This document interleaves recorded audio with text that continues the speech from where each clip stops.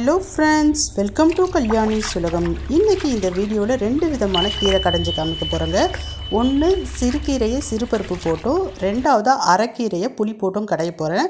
First சிறுகீரை தான் கடையெல்லாம் வாங்க. சிறுகீரையை நல்லா க்ளீன் பண்ணி தண்ணி விட்டு 2-3 டைம் அலசிட்டு எடுத்து வச்சாச்சு.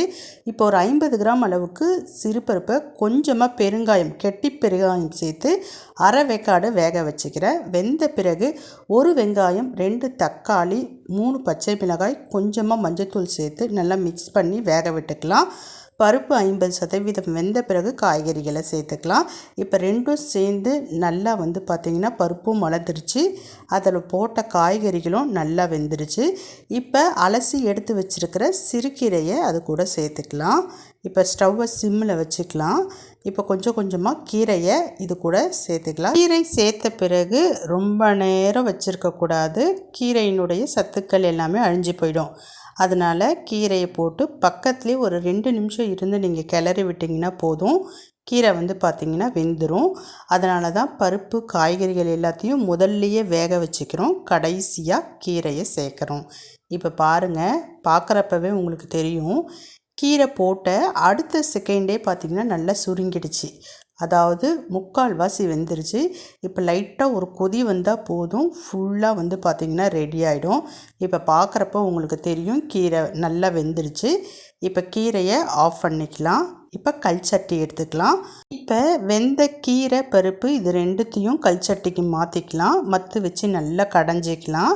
கீரையை கடையிறதுக்கு முன்னாடி நம்ம தாளித்து ரெடியாக எடுத்து வச்சுக்கலாம். அதுக்கு ஸ்டவ்வில் கடாயை வச்சு எண்ணெய் விட்டுக்கலாம். ஒரு 3 ஸ்பூன் அளவுக்கு எண்ணெய் விட்டுட்டு கொஞ்சமாக கடுகு பொரிய விட்டுக்கலாம்.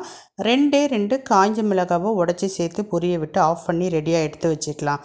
இப்போ கீரையை மட்டும் தனியாக ஃபில்ட்ரு பண்ணி எடுத்தாச்சு. அது கூட உப்பு சேர்த்தாச்சு. குழம்புக்கு தேவையான உப்பு சேர்த்து நல்லா மசிச்சிக்கலாம். சூட்டோட சூடாக நம்ம மத்து வச்சு கடையிறப்ப ஈஸியாக கடைஞ்சிடலாம். ஆறிட்ட பிறகு நம்ம கடையிறப்ப கொஞ்சம் பார்த்திங்கன்னா கஷ்டமாக இருக்கும். இப்போ பாருங்கள், கீரை பருப்பு நல்லா மசிஞ்சிருச்சு. இப்போ அந்த வேக வச்ச தண்ணியை இது கூட சேர்த்து நல்லா மிக்ஸ் பண்ணிக்கலாம்.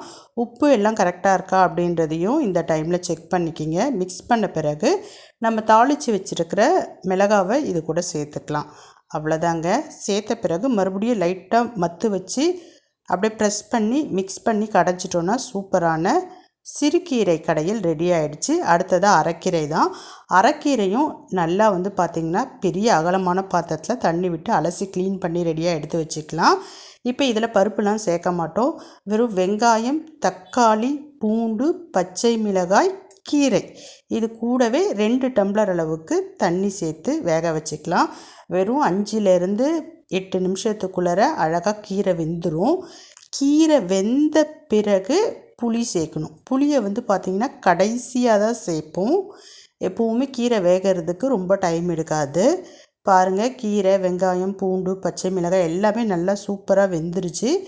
இப்போ இது கூட கொஞ்சமாக புளி சேர்த்துக்கலாம். கீரைக்கு ஏற்றது போல் புளி சேர்த்துக்குங்க. நிறைய சேர்த்திங்கன்னா புளிப்பு சுவை ஜாஸ்தியாகிடும். இப்போ புளி சேர்த்த பிறகு ஒரு 2 நிமிஷம் ஸ்டவ்வில் வச்சுருந்தா போதுமானதாக இருக்கும். பாருங்கள், கீரை நல்லா பார்த்திங்கன்னா வெந்துருச்சு. இப்போ நான் ஸ்டவ் ஆஃப் பண்ணிடுறேன். ஆஃப் பண்ணதுக்கு அப்புறமேட்டும் பாருங்கள், இது மண்சட்டியில் வேக வைக்கிறதுனால அப்படியே எப்படி இருக்குது பாருங்கள் அனல். இப்போ கல்சட்டிக்கு மாற்றிக்கலாம். இப்போ கீரையை கல்சட்டிக்கு மாற்றி மத்து வச்சு நல்லா கடைஞ்சி எடுத்துக்கலாம். பாருங்கள், நான் கீரையை மாற்றிட்டேன். தண்ணி மட்டும் அப்படியே இருக்கட்டும். தண்ணியை முன்னாடியே சேர்த்துட்டிங்கன்னா கடையிறதுக்கு கஷ்டமாக இருக்கும். அதனால் தண்ணி இல்லாமல் கீரையை மட்டும் ஃபில்ட்ரு பண்ணிவிட்டு சேர்த்துட்டு கூடவே உப்பு வச்சு நல்லா பார்த்திங்கன்னா மசிச்சு விட்டுடலாம். உப்பு சேர்த்து நம்ம கடையிறப்ப ஈஸியாக பார்த்திங்கன்னா மசிஞ்சு வந்துடும். சூப்பராக பார்த்திங்கன்னா அரைக்கீரை கடைகள் ரெடி ஆகிட்டே இருக்குது. நம்ம கடைஞ்சிட்டோம். கடைசியாக தாளிப்பு சேர்க்கணும். அதுக்காக கடாயில் ஒரு 3 ஸ்பூன் அளவுக்கு எண்ணெய் சேர்த்துக்கலாம். எண்ணெய் சூடான பிறகு கடுகு பொரிய விட்டுட்டு 2 காஞ்ச மிளகாவை சேர்த்து தாளித்து கொட்டினா சூப்பரான அரைக்கீரை கடையில் ரெடி ஆகிடுச்சு. தாளித்த பிறகு லைட்டாக மத்து வச்சு மசிச்சுட்டு மீதி இருக்கக்கூடிய தண்ணியும் சேர்த்து மிக்ஸ் பண்ணால் சூப்பரான அரைக்கீரை கடையில் ரெடி ஆகிடுச்சு. இன்றைக்கி நான் 2 விதமான கீரையை கடைஞ்சி காமிச்சிருக்கேங்க.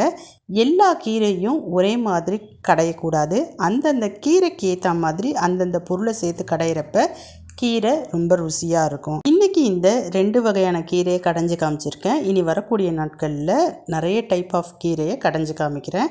இப்போ நான் கிளம்புறேன். பாய்.